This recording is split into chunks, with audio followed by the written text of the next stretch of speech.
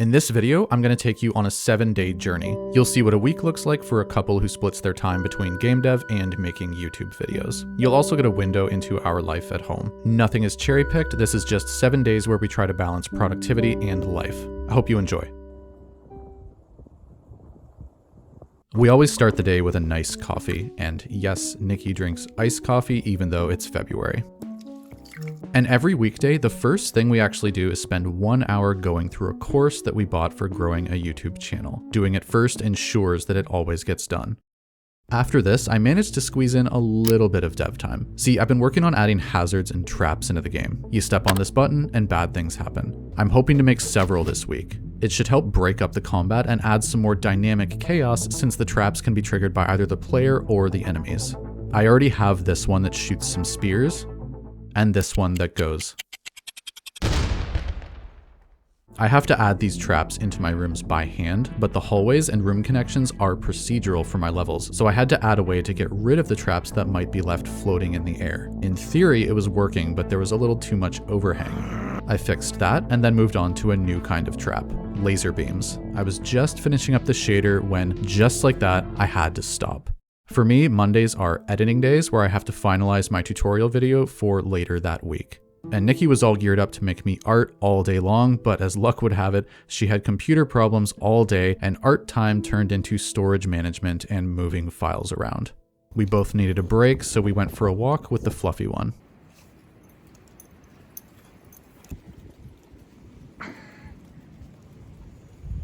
When we got back, I recorded the intro for that week's tutorial, and it is just as awkward as it looks to record with this green monstrosity.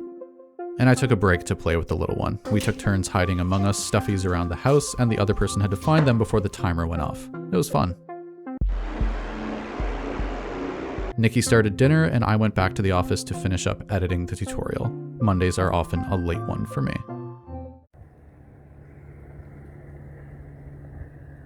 One thing we never ever miss, before the kids have to get up for school, Nikki and I spend 1 hour together to talk about whatever and bond. We try and often fail to not talk about work stuff during that time.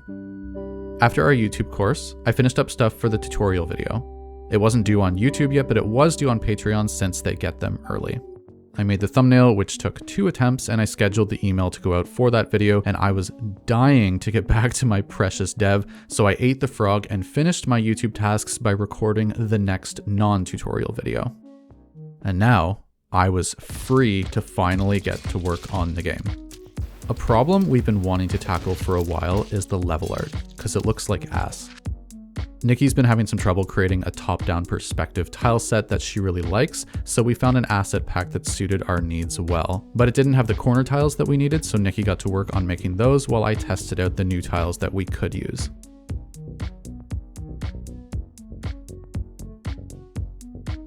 After the kids got home, I relaxed and played some Tears of the Kingdom with my older one. I was so excited about all the new assets that I got distracted from the traps and stayed up late making a whole bunch of breakable objects to decorate the rooms with.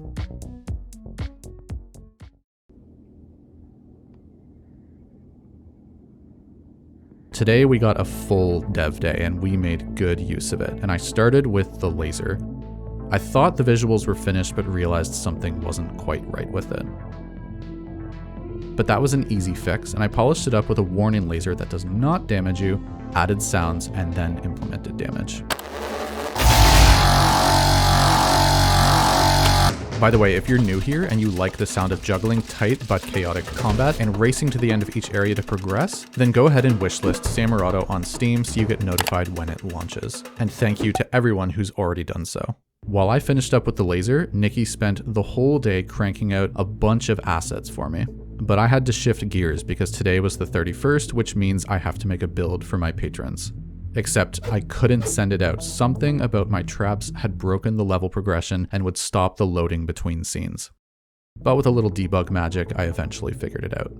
The next step was to add a playable area for the build so they could actually see all of the recent changes. In the other room, Nikki was inspired by our new assets and was learning how to create tileable textures using some Photoshop voodoo. I tested all the rooms for the build, and when I was literally in the last one, something else was broken. Classic indie dev.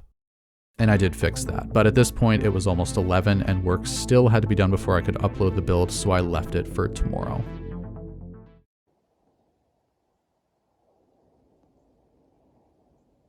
I got things started by fixing more issues I found. I had added all of those breakable items, but forgot to account for the ones that might be left floating in the air because of procedural levels.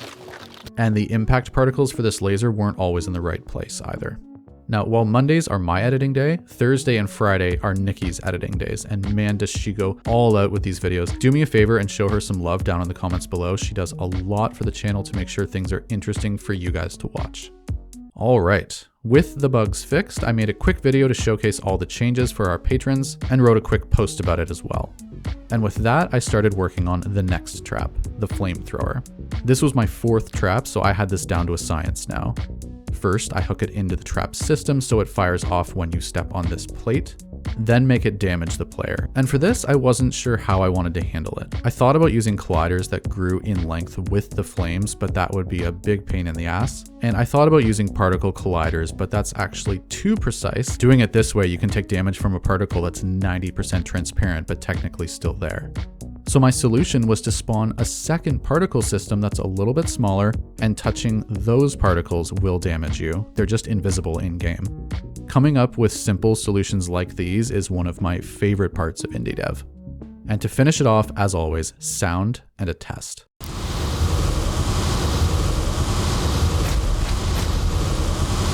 This was a really full day, but we did manage to also make time for some baking and a game of Clue with the younger one. And it was late, but I finished my night by playing some Outer Wilds, a game I've really been enjoying recently. If you've never played it, I highly recommend it.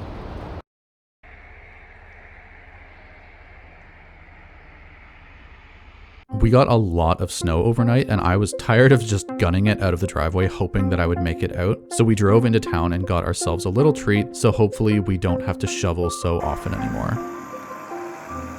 Nikki was hard at work editing what would have been the last video posted to our channel before this one that you're watching right now.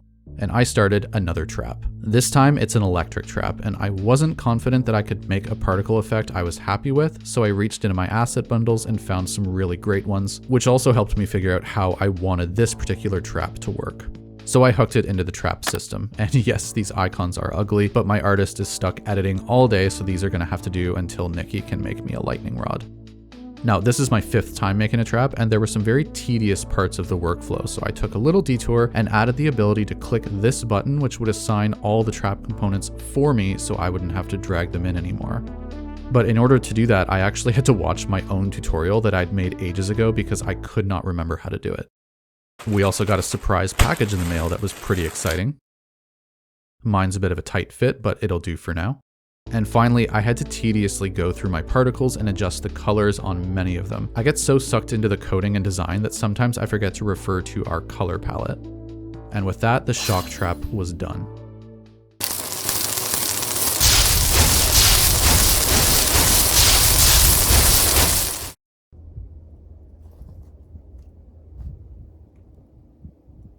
I started my day off different by relaxing to some Mario Wonder while Nikki finished editing her video. Friday editing often bleeds into Saturday for her, and this time she was pretty behind. I had procrastinated starting work on this video long enough, so I started by documenting what was done all week and organizing our video clips. But I had a sweet tooth, so me and the kids made cookies, and they made fun of me for filming it. Now, I've been working on traps all week, and as you've seen, you have to step on a button to activate them. But I wanted a second version of traps that activates as soon as you enter a room, whether there are enemies or not.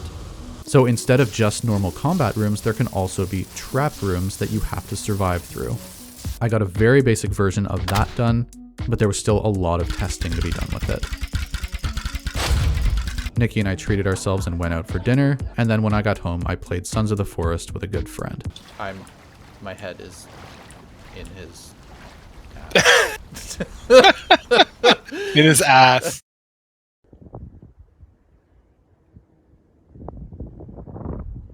This had been a really long week. We went late most nights for the sake of this video, and we were in desperate need of some fun and relaxation. So we hit the ice in the morning and pretended to be zombies. I had an hour before we were leaving again, so I spent some time creating all the rooms needed to test everything that we'd made this week with and without enemies, especially since the concept of a trap room was brand new and kind of rushed. Some timings were off. For some reason, the player was awarded with 2 chests in one of the rooms. And in this test, the player got a reward after he died. And when the lasers damaged an enemy, everything kind of went nuts. I made notes of all of these bugs, but we were quickly losing daylight, so we drove out to a trail to go for a hike.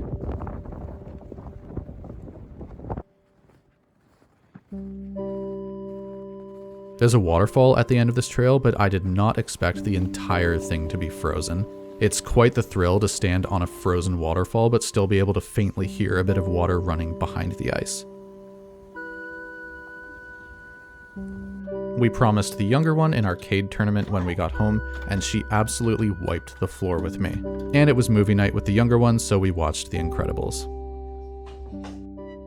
I wanted to quickly highlight some of the larger changes that have been added to the game since our last devlog. A lot of deep work has gone into the systems of the game, which is very important, but it didn't really make for great devlog content. But we reworked the entire reward system. It's less random now and it's more skill-based. This meter will drain as you take damage, so the less damage you take in each room, the better your reward. And instead of it choosing either a chest or a stat increase for you randomly, this screen pops up and it spins and you get to select one instead.